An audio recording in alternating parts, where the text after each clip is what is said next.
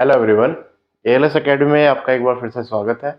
आज हम बात करने वाले हैं अपने अगले वीडियो के बारे में, जिसमें हम क्या करेंगे कि जो हड़प्पा सभ्यता के जो स्थल है उनकी एक लिस्ट है। यानी आपने जो महत्वपूर्ण स्थल है वो वन बाई वन करके पढ़ लिए हैं, उनका डिस्क्रिप्शन पढ़ लिया है, लेकिन अभी हमें जो पढ़ना है वो पढ़ने हैं जो कुछ रह गए हैं। ठीक है, और उनमें जो इम्पोर्टेंट फैक्ट है उनके बारे में जानकारी लेनी है। ठीक है, तो जैसा कि आप देख सकते हैं स्क्रीन पर, सबसे पहला लिखा हुआ है राखीगढ़ी, है ना।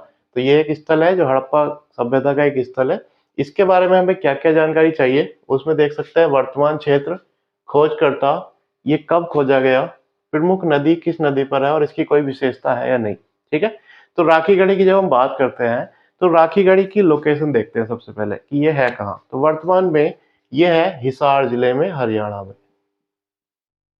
कहाँ है? हिसार, हरियाणा।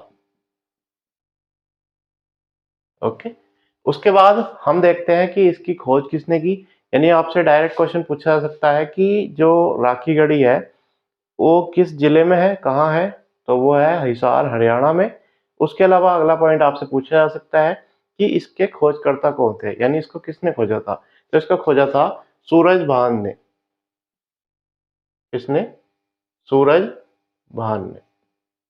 ठीक है, उसके अलावा जब हम बात करते हैं कि इसकी खोज कब हुई, इसकी डेट क्या है खोज करने की, तो इसकी जो डेट है वो है 1969, यानी 1969। उसके बाद एक क्वेश्चन आता है कि ये नदियों से क्वेश्चन पूछे जाते हैं कि ये जो है राखीगढ़ी ये किस नदी पर है। तो इसकी जो नदी है वो है घग्गर नदी, यानी ये घग्गर नदी के किनारे है। ठीक है, अब पॉइंट आता है कि सर यहाँ से ये चार क्वेश्चन हमने देख लिए, इसके अलावा कोई क्वेश्चन। तो मैं आपको बता दूं, देखिए जो हड़प्पा सभ्यता का है उसमें सबसे बड़ा जो नगर है वो है मोहनजोदड़ो, उसके बाद जो है वो है हड़प्पा, लेकिन ये दोनों पाकिस्तान में है।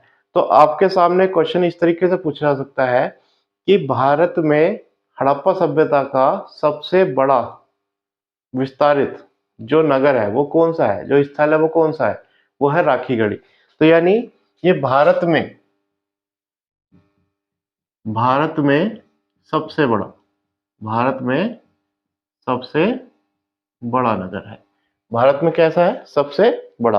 अगर बात करें हिंद हड़प्पा सभ्यता की, तो हड़प्पा सभ्यता का सबसे बड़ा है मोहनजोदड़ो, लेकिन भारत में अगर बात करते हैं तो भारत का सबसे बड़ा है कौन? राखीगढ़ी।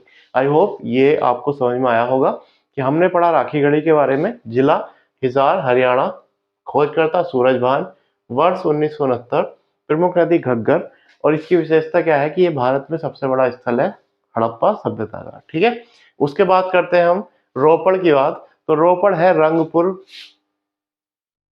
रंगपुर नहीं सॉरी, रूपनगर, पंजाब में। ये कहाँ है? रोपड़, रूपनगर, पंजाब में है। अगर हम इसके खोजकर्ता की बात करें तो इसके खोजकर्ता है यज्ञदत्त शर्मा, यज्ञदत्त शर्मा। ठीक है, इसके खोजकर्ता कौन है? यज्ञदत्त शर्मा, और ये किसके हैं? रोपड़ के हैं। राखीगढ़ी के कौन थे? सूरजभान। ठीक, रोपड़ के आगे देख देख लेते हैं हम, तो इसका वर्ष क्या है कि इसको कब खोजा गया। तो ये 1955 में इसकी खोज हुई। ठीक है, प्रमुख नदी की बात करें तो ये सतलज नदी पर है। किस नदी पर है? सतलज नदी पर है। और इसकी अगर हम विशेषता की बात करें तो ये पंजाब में खोजा गया पहला है। ठीक है, कहाँ है ये? पंजाब में। ठीक, अगला देख लेते हैं हम। अगला है रंगपुर। कौन सा है? रंगपुर। तो रंगपुर से क्वेश्चन पूछा जा सकता है। देखिए, जब आपको कॉमन नॉलेज के बारे में जब आपको पढ़ाया जा रहा होगा तो उसमें आपसे हड़प्पा, मोहनजोदड़ो, लोथल, बनावली और कालीबंगा, धोलावीरा, इन सब के बारे में आपसे बात कर रहे होंगे। लेकिन ये जो स्थल है ये थोड़े अलग हैं और इनके बारे में बहुत कम ही बात की जाती है। तो मैं आपको बता रहा हूँ कि रंगपुर कहाँ है। रंगपुर है काठियावाड़, गुजरात में। काठियावाड़ गुजरात में है। इसके अलावा इसके जो खोजकर्ता है, इसके जो खोजकर्ता है वो आर एस राव है। आर एस राव, यानी रविंद्र सिंह राव। ठीक, इसकी जो खोज हुई है वो हुई है 1954 में। ठीक है, और ये जो नदी है इसका नाम है भादर या मादर, भादर या मादर। ठीक है, विशेषता की अगर हम बात करें तो रंगपुर से हमें मिला है ज्वार और बाजरा, ज्वार और बाजरा। ठीक है, उसके अलावा अगला आ जाता है सुरकोटदा। क्या है? सुरकोटदा। तो सुरकोटदा की जब बात करते हैं तो ये आपका पड़ता है कच्छ गुजरात में, कच्छ गुजरात। ठीक है, उसके अलावा जो इसके खोज करता है वो है जगपति जोशी, जगपति जोशी। ठीक है, आई होप आपको समझ में आ रहा होगा। उसके अलावा जब ये इसकी खोज की बात करते हैं तो 1964 में इसकी खोज हुई है, और इसकी जो नदी है वो है सरस्वती नदी, सरस्वती नदी। ठीक है, और विशेषता की बात करते हैं तो यह तराजू का पलड़ा, तराजू का पलड़ा या घोड़े के अवशेष, घोड़े के अवशेष। ठीक है, तो इस तरीके से हमें ये सब, ये फैक्ट है। जैसे आप देखते हैं ना कि प्री और मेंस, तो प्री में फैक्ट पूछे जाते हैं और ये डायरेक्ट क्वेश्चन यहाँ से पूछे जा सकते हैं कि रोपड़ की खोज किसने की है। तो रोपड़ की खोज किसने की है? रोपड़ की खोज की है यज्ञदत्त शर्मा ने। कोटदा की खोज किसने की है? जगपति जोशी ने। रंगपुर की खोज किसने की है? आर एस राव या रविंद्र सिंह राव ने। अगला देख लेते हैं, अगला है आलमगीरपुर। इसके बारे में आपने पढ़ा भी होगा कि ये हड़प्पा सभ्यता का सबसे कौन सा स्थल है? ये सबसे पूर्वी स्थल है। ठीक है, ये है कहाँ? ये है मेरठ। कहाँ? यूपी में, उत्तर प्रदेश में। इसकी खोज की है यज्ञदत्त शर्मा ने, यज्ञदत्त शर्मा। अगर हम बात करें कि इसको खोजा गया था तो इसकी खोज हुई थी 1958 में। ठीक है, और इसकी नदी की बात करें तो नदी है इसकी हिंडन, ये हिंडन नदी पर है, इसे आप नोट डाउन कर सकते हैं। और यहाँ से जो मिले हैं वो रंगीन मृदभांड मिले हैं, रंगीन मृदभांड। मैं आपको इसको और तरीके से समझाऊंगा, पहले आप नोट डाउन करके नोट्स बना सकते हैं, उसके बाद हम इसको एक बार रिपीट करेंगे तो सब क्लियर हो जाएगा। ठीक है, उसके बाद हम बात करते हैं मांडा। तो मांडा है अखनूर जिला, जम्मू कश्मीर, जम्मू कश्मीर। ठीक है, ये जम्मू में माना जा सकता है। इसके खोजकर्ता थे जगपति जोशी, जगपति जोशी। ठीक है, अगर हम इसकी खोज की डेट की बात करें तो 1982 में इसकी खोज हुई है। और अगर नदी की बात करें तो ये चिनाब नदी पर है। और यहाँ की विशेषता की बात करें तो सबसे पहली बात कि मांडा सबसे उत्तरी स्थल है, सबसे उत्तरी स्थल। तो हड़प्पा सभ्यता का सबसे उत्तरी स्थल मांडा है। इसके अलावा यहाँ ब्लेड मिला था, ब्लेड है ना, पत्थर का ब्लेड, कांसे का ब्लेड, यानी लोहा तो था नहीं इस टाइम। ठीक, सुतका कोह की बात करते हैं तो सुतका कोह है पेरिन, बलूचिस्तान, पेरिन बलूचिस्तान में। और अगर हम बात करें इसकी खोजकर्ता की तो इसकी खोज की है जॉर्ज डेल्स ने, जॉर्ज डेल्स। उसके बाद इसकी खोज हुई कब? तो 1962। और ये इसकी नदी का क्या नाम है? सादी कोर, सादी कोर।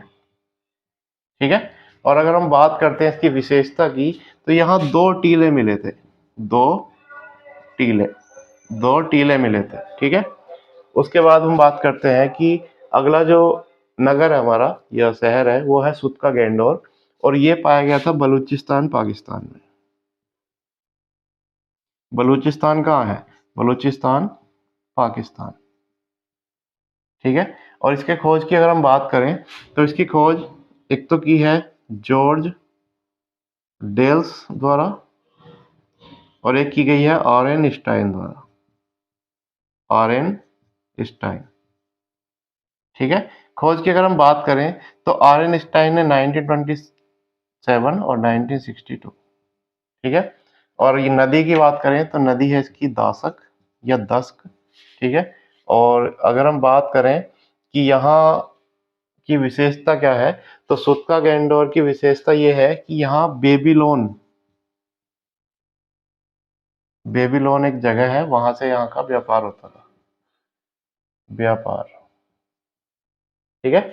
बेबीलोन से व्यापार कहाँ से साक्ष्य मिले हैं, तो सुत्का गैंडोर से मिले हैं। अभी इस में एक है कोट दीजी, तो कोट दीजी आपका है सिंध प्रांत में, और सिंध प्रांत कहाँ, पाकिस्तान में।